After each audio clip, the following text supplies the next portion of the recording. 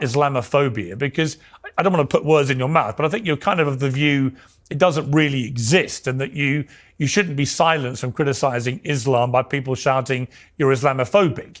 Now, Mehdi Hassan, and I subscribe to this as well, I think if you launch the kind of ferocious, relentless attacks that someone like Tommy Robinson has done on Islam and Muslims in the way that he's done so many times, it's eventually pretty painfully obvious to people that you're coming at this from a bigoted position. And therefore, by the dictionary definition of Islamophobia, if it comes from a place of hate, that actually is Islamophobia, isn't it?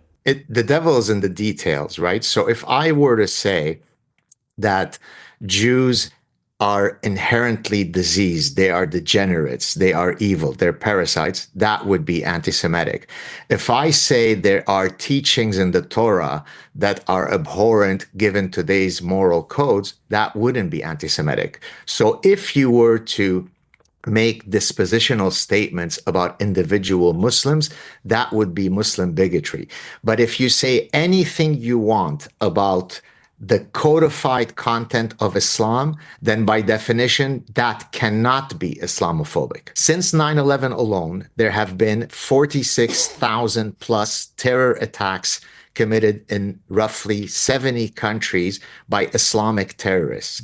That is an absolute fact, notwithstanding the fact that out of 2 billion Muslims, most did not commit terrorist acts.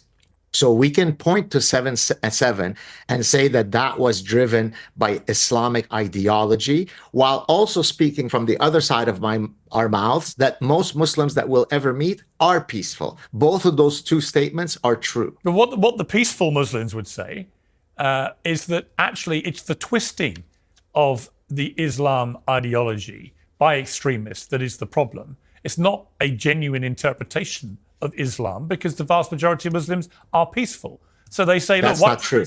Well, is it not true? No, it isn't. If that wasn't true, so then if that wasn't true, then wouldn't de facto most Muslims commit acts of terrorism? Most Jews eat prosciutto and also eat shrimps, but they're not practicing a more gentle form of kosher law. They simply ignore the fact that kosher laws dictate that you don't eat shrimps and that you don't eat prosciutto, right? I eat prosciutto. I'm Jewish. I'm not practicing a more peaceful version of Judaism. I just ignore that which I don't wish to apply. Most Muslims don't commit those acts because they are kind and decent people who choose to ignore whichever they don't wish to follow in their texts.